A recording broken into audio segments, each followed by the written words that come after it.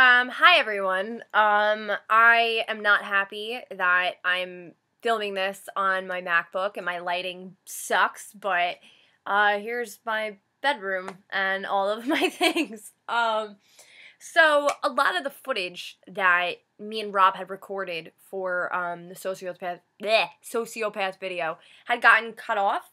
So I kind of wanted to make a second part, almost like continuing. So I'm not going to edit it. I'm not going to do very much. I'm hoping to just, spit out some stuff and it works and it could, help people on a larger scale. So the first video is, I'm talking about all the things that, the warning signs of a sociopath, but I never really quite got into what happens after and what happens towards the end. So, I'm doing this without anything written down either, so please bear with me, and I hope it is as helpful as possible. So when you're about to leave them, they'll know. So they will already have another girl lined up. Mine personally happened to be sleeping with a girl inside my home. So he had a girl lined up, and then he had another girl lined up. He had actually slipped up one day and sent me an astrology report for a sign that was not mine. I think it was a Sagittarius.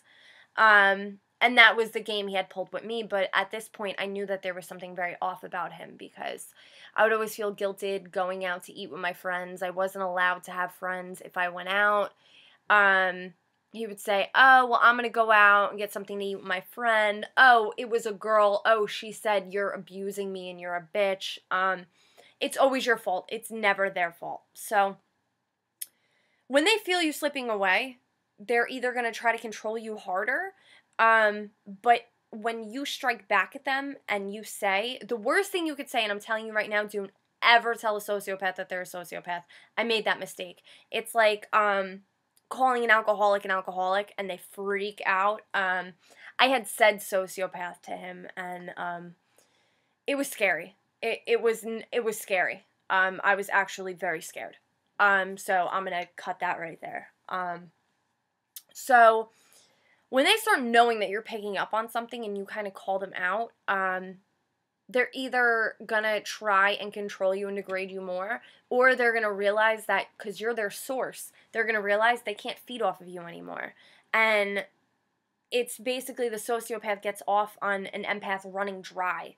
When an empath is run dry and they have no more love to give and they're basically a shell, because that's how I felt. I felt like a broken shell. I had almost no emotion left in me. My face was dead. My eyes were sunken in. I lost so much weight. I used to barely eat. It's scary because you watch the person that was supposed to be your Prince Charming, you watch them turn into a monster. And that's kind for actually how they are. I feel that to be a very kind word to express about them.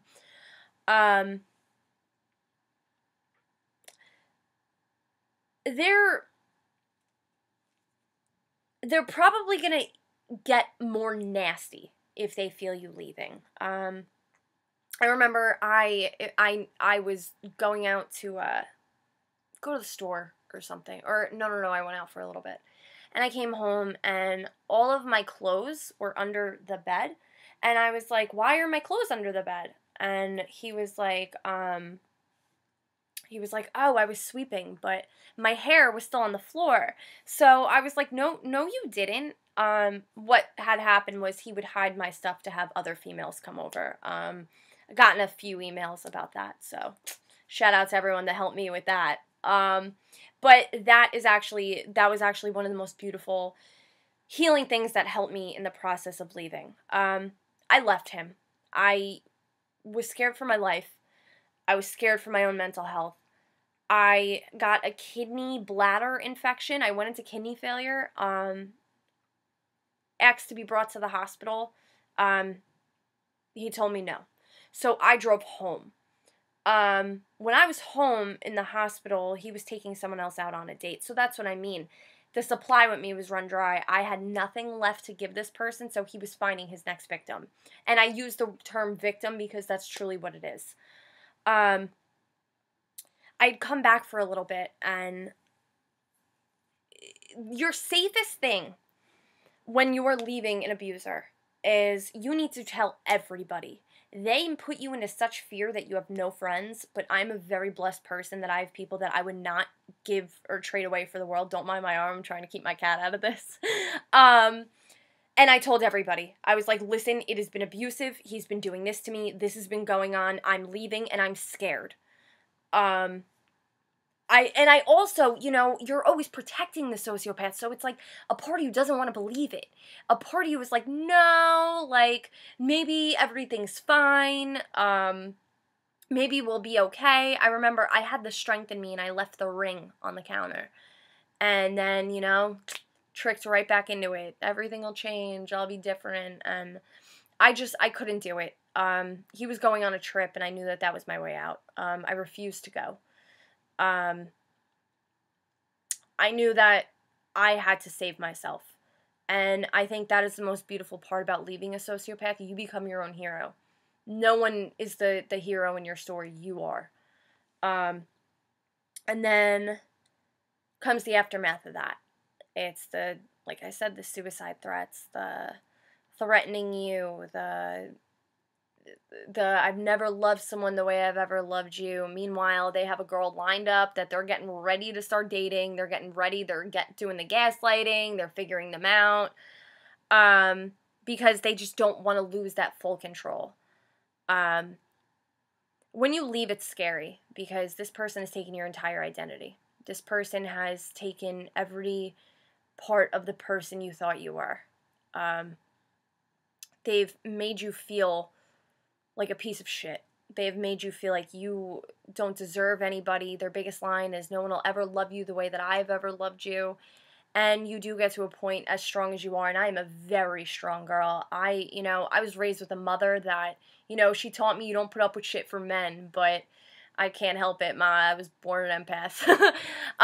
But, I would strike back at people, and I would, drive those words back, and I think that's why I was the biggest threat, because I did let a lot happen. I truly let more than should ever happen to somebody in their life happen to me, but I did do my fair share of sticking up for myself, and I did say, you are abusing me, you are abusive, you're manipulating me, you're a liar, and that's when things turned really ugly.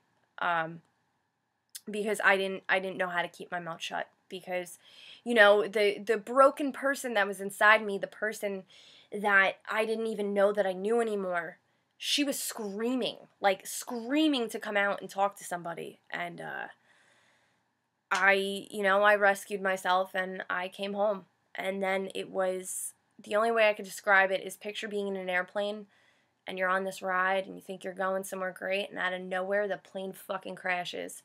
And you wake up and you're bleeding everywhere and you look down and you have no idea what happened.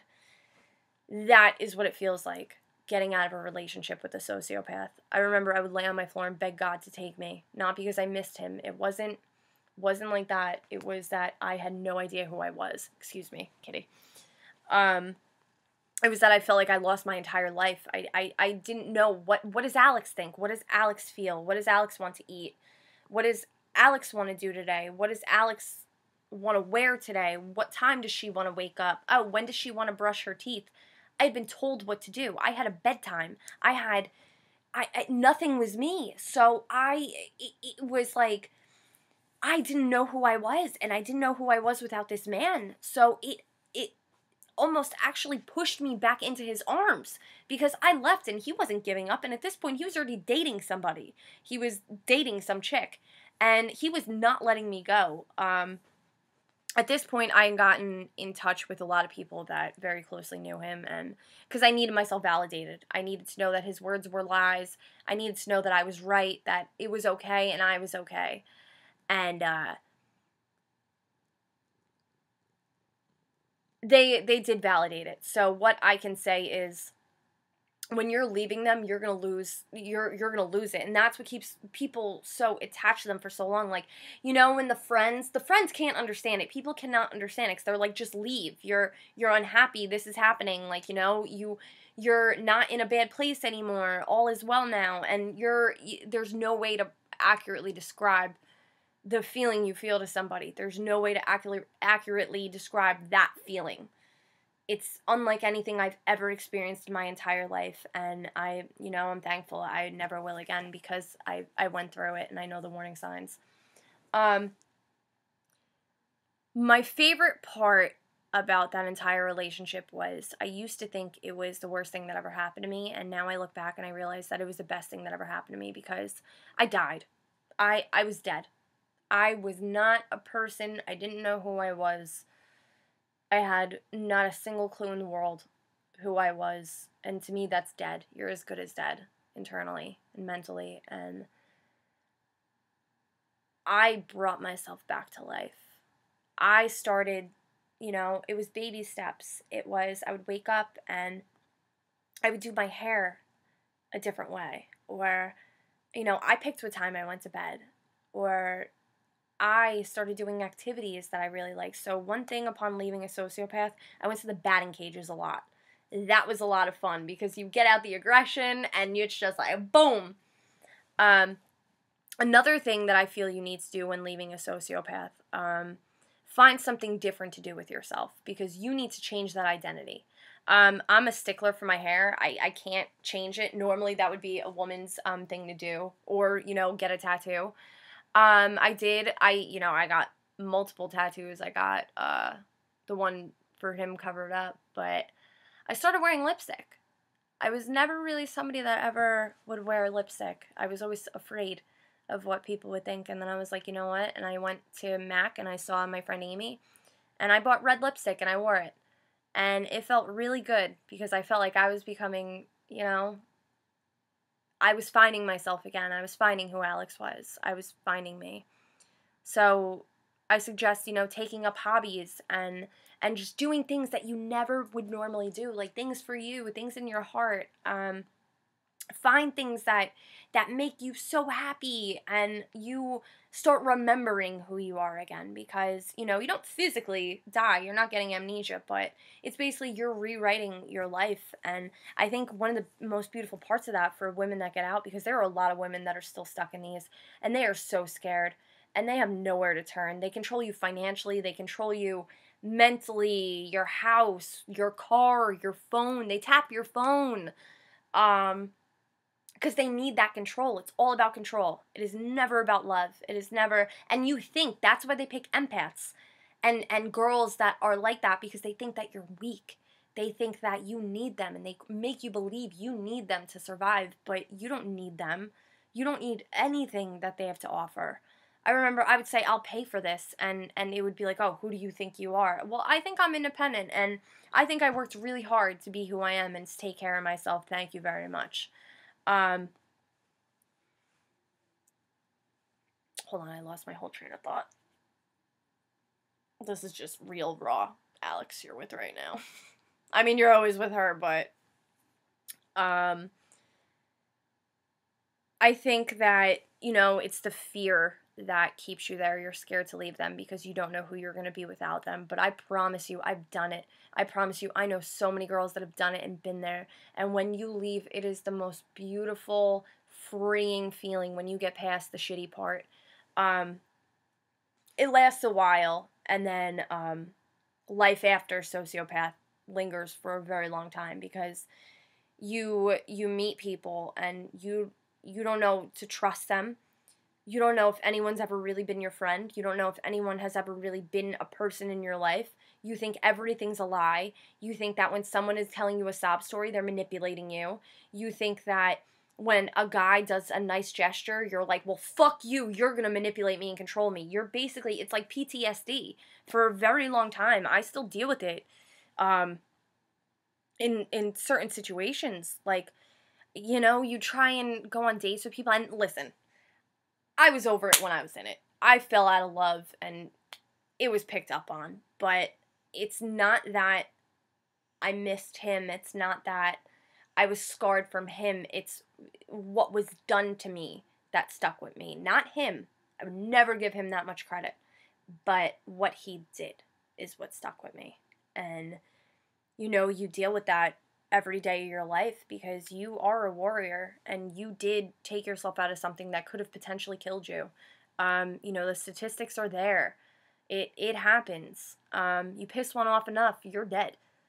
But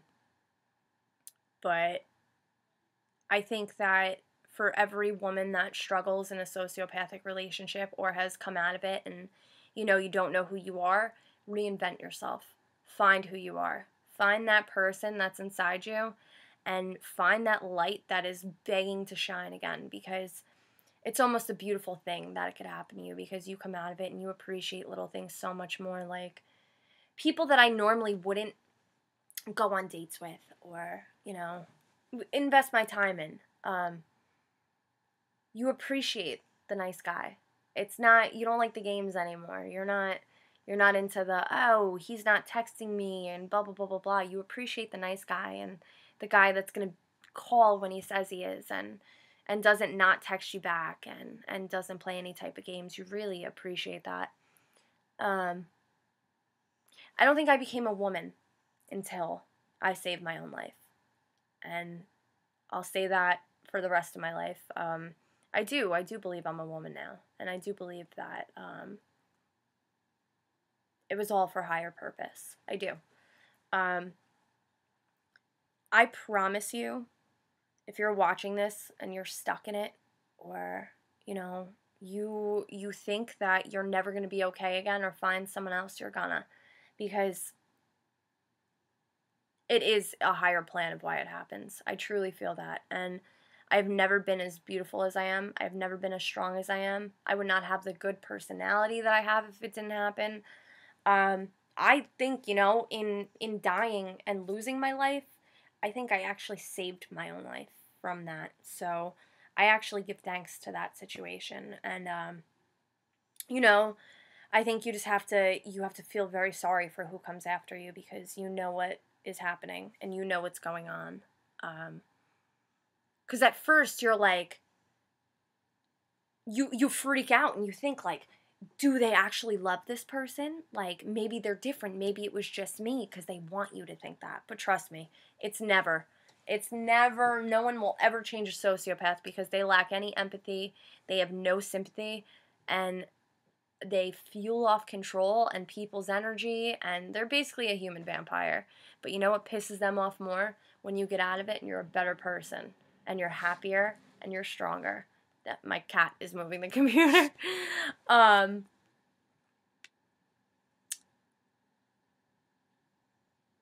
It's hard.